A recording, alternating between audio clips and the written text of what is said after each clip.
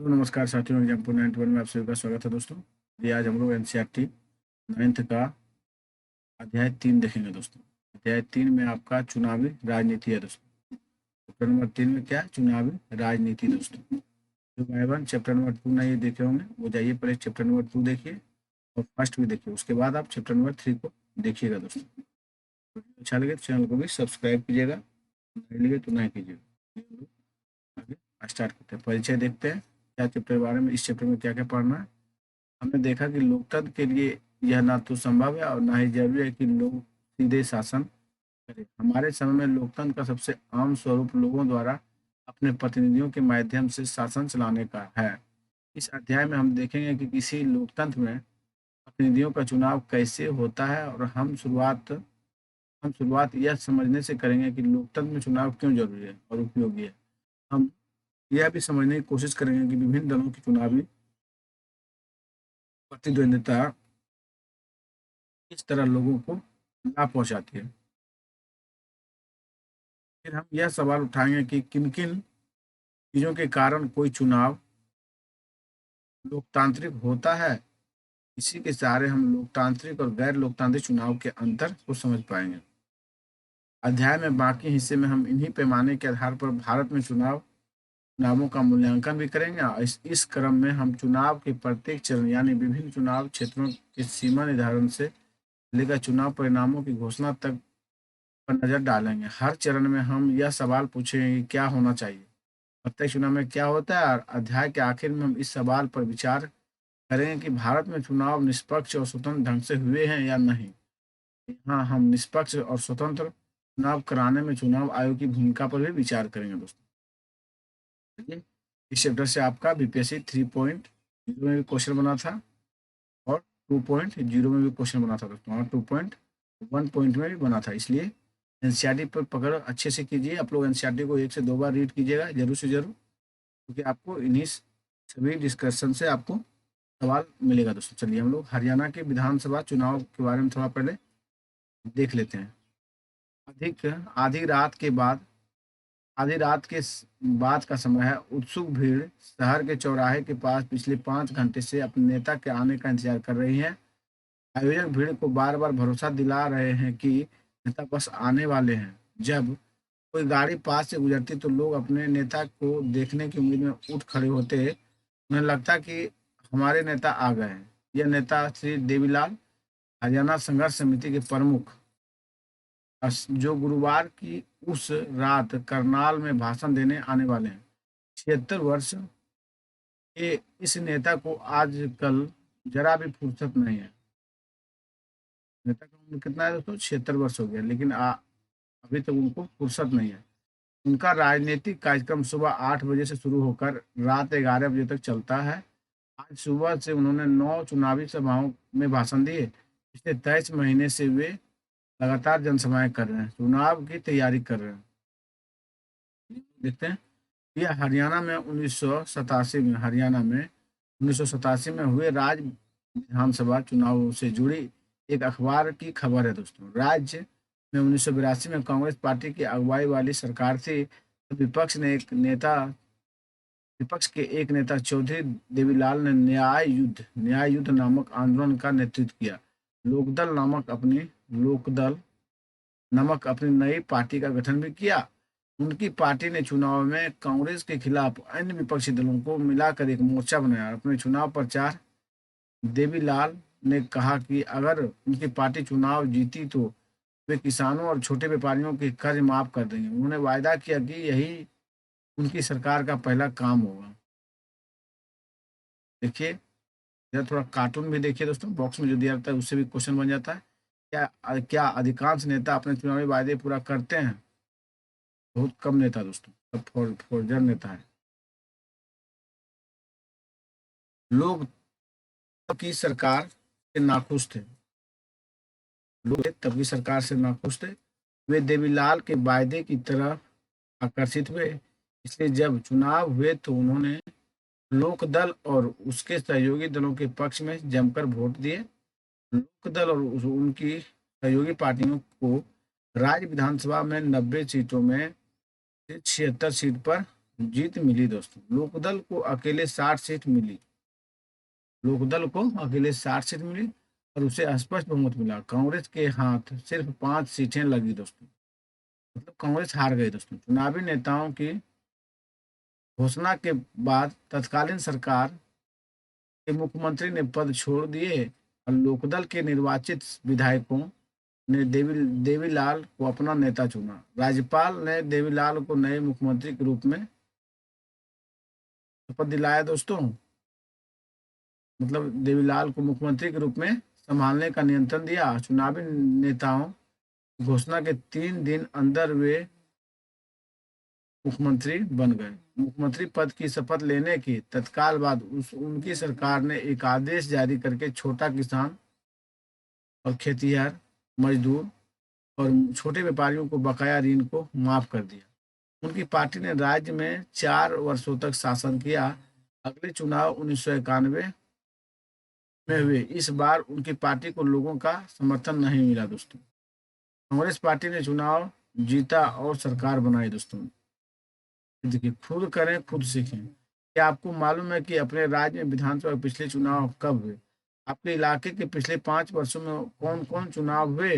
इन चुनावों के स्तर राष्ट्रीय, विधानसभा, पंचायत वगैरह उनके होने के समय और उनमें उसमें आपके क्षेत्र में चुने गए व्यक्ति के पद, सांसद, विधायक और पार्षद और वगैरह भी दर्ज कीजिए दोस्तों। हम लोग आगे देखते हैं।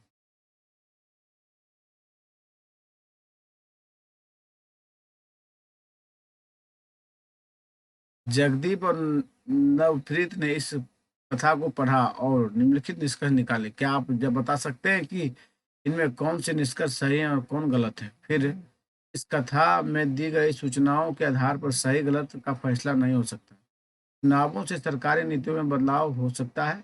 राज्यपाल ने देवीलाल के भाषणों से प्रभावित होकर उन्हें मुख्यमंत्री बनने का न्योता दिया। लोग हर शासक दल से नाराज रहते हैं और हर अगले चुनाव में उसके खिलाफ वोट देते हैं। चुनाव जीतने वाली पार्टी सरकार बनाती है और चुनाव से हरियाणा के आर्थिक विकास में काफी मदद मिली। आपको अपनी पार्टी के चुनाव हारने के बाद कांग्रेसी मुख्यमंत्री को इस्तीफा देने की जरूरत नहीं थी दोस्तों। चुनावों की जरूरत क्यों है? चुनावों की जरूरत क्यों है दोस्तों? किसी भी लोकतंत्र में नियमित अंतराल पर चुनाव होते हैं। दुनिया के 100 से अधिक देश ऐसे हैं जहाँ जनप्रतिनिधियों को चुनने के लिए चुनाव होते हैं। हम यह भी जानते हैं कि अनेक ऐसे देश जो लोकतांत्रिक नहीं हैं वहाँ भी चुनाव होते हैं। पर हमें चुनावों की जरूरत क्यों होती है? आइए बिना चुनाव वाले लोकतंत्र की कल्पना करें। अगर सारे लोग रोज साथ बैठे और सारे फैसले मिलजुल कर ले तब बिना चुनावों के लोगों का शासन संभव है। लेकिन जैसे हमने अध्याय 1 में देखा कि किसी भी बड़े समुदाय के लिए ऐसा करना संभव नहीं है दोस्तों। ना ही यह संभव है कि हर किसी के पास हर मामले पर फैसले करने का समय और ज्ञान हो। इसलिए अधिकांश लोकतांत्रिक शासन व्यवस्थाओं में लोग अपने प्रतिनिधियों के माध्यम से शासन करते हैं। आगे देखिए, क्या चुनाव के बिना भी लोकतांत्रिक ढंग से प्रतिनिधियों का चुनाव किया जा सकता है? आइए एक ऐसी जगह के बारे में कल्पना करें जहां प्रतिनिधियों का चुनाव उम्र और अनुभव के आधार पर किया जाता है, या ऐसी जगह की कल्पना करें जहां प्रतिनिधियों का चुनाव शिक्षा ज्ञान के आधार पर होता है, जिसे किसे चलिए हम लोग देखते हैं आगे बॉक्स में। इसे ज्यादा अनुभव या ज्यादा ज्ञान है, यह तय करने में थोड़ी परेशानी आ सकती है। यह मान लें कि लोग मिलजुल कर इन परेशानियों को दूर कर लेंगे। स्पष्ट है कि फिर ऐसी जगह पर चुनाव की जरूरत नहीं रह जाएगी। लेकिन क्या फिर हम इस व्यवस्था को लोकतंत्र कह सकते हैं? हम यह कैसे पता करें कि लोगों को उनका प्रतिनिधि पसंद है? लोगों को उनका प्रतिनिधि पसंद है या नहीं? हम यह व्यवस्था कैसे करें कि प्रतिनिधि लोगों की इच्छा के अनुरूप ही शासन करे? हम इस चीज की व्यवस्था कैसे करें कि जो प्रतिनिधि लोगों को पसंद ना हो वे अपने पद पर ना बने रहें? इसके लिए ऐसी व्यवस्था करने की जरूरत है जिससे लोग नियमित अंतराल पर अपने प्रतिनिधियों को चुन सके। और अगर इच्छा हो तो उन्हें बदल भी सके। इस व्यवस्था का नाम चुनाव है। इसलिए हमें समय में प्रतिनिधित्व वाले लोकतंत्र के चुनाव की जरूरत माना जाता है। चुनाव में मतदाता कई तरह से चुनाव करते हैं। वे अपने लिए कानून बनाने वाले का चुनाव कर सकते हैं। फिर देखिए, वे सरकार बनाने और बड़े फैसले करने वाले का चुनाव भी कर सकती है। वे सरकार और उसके द्वारा बनने वाले कानूनों का दिशा निर्देश करने वाले पार्टी का भी चुनाव कर सकती है। देखिए, हमने देखा लोकतंत्र के लिए चुनाव क्यों जरूरी है, पर गैर लोकतांत्रिक देशों के शासकों को भी चुनाव कराने की जरूरत क्यों पड़ती है। चलिए देखते हैं हम लोग और आगे।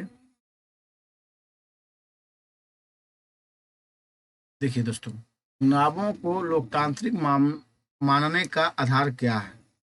चुनाव कई तरह से हो सकते हैं। लोकतांत्रिक देशों में तो चुनाव होते ही हैं। यहाँ तक कि अधिकांश गैर लोकतांत्रिक देश में भी किसी न किसी तरह के चुनाव होते हैं। जो 100 चुनाव लोकतांत्रिक हुए हैं, इसे जांचने के लिए क्या पैमाने हैं। अध्याय 1 में इस सवाल पर हल्की सी चर्चा की थी। हमने वहाँ अनेक देशों के चुनाव के उदाहरण दिए थे जिन्हें हम लोकतांत्रिक चुनाव नहीं मान सकते। आइए वहाँ सीखे सबको याद याद करें वहाँ सीखे सबक को याद करें और लोकतांत्रिक चुनावों के जरूरी न्यूनतम शर्तों के साथ अपनी बात की शुरुआत करें। चलिए, पहला, हर किसी को चुनाव करने की सुविधा हो, यानी हर किसी को मताधिकार हो और हर किसी को मत का समान मोल हो। सही बात है दोस्तों। दूसरा नियम देखिए, चुनाव में विकल्प उपलब्ध हो, पार्टियों और उम्मीदवारों का चुनाव में उतरने की आज़ादी हो और वे मतदाताओं के लिए विकल्प पेश करें। तीसरा पॉइंट देखिए, चुनाव का अवसर नियंत्रित अंतराल पर मिलता रहे। नए चुनाव कुछ वर्षों में जरूर कराए जाने चाहिए। नेक्स्ट देखिए, चौथा पॉइंट, लोग जिन्हें चाहे वास्तव में चुनाव उसी का होना चाहिए। पांचवा पॉइंट देखिए, चुनाव स्वतंत्र और निष्पक्ष ढंग से कराए जाने चाहिए, जिससे लोग सचमुच अपनी इच्छा से व्यक्ति का चुनाव कर सके। ये शर्तें बहुत आसान और सरल लग सकती है, लेकिन अनेक देश ऐसे हैं जहाँ के चुनावों में इन शर्तों को पूरा नहीं किया जा सकता। इस इस अध्याय में हम अपने देश में हुए चुनाव पर भी ये शर्तें लागू करके यह जानने का प्रयास करेंगे कि हमारे यहाँ के चुनावों को लोकतांत्रिक कहा जा सकता है या नहीं। चलिए आगे हम लोग देखते हैं, क्या राजनीतिक प्रतिद्वंदिता अच्छी चीज है। इस प्रकार हम पाते हैं कि चुनाव का मतलब राजनीतिक प्रतियोगिता या प्रतिद्वंदिता है। यह प्रतियोगिता कई तरह का रूप ले सकती है। सबसे स्पष्ट रूप राजनीतिक पार्टियों के बीच प्रतिद्वंदिता निर्वाचन क्षेत्रों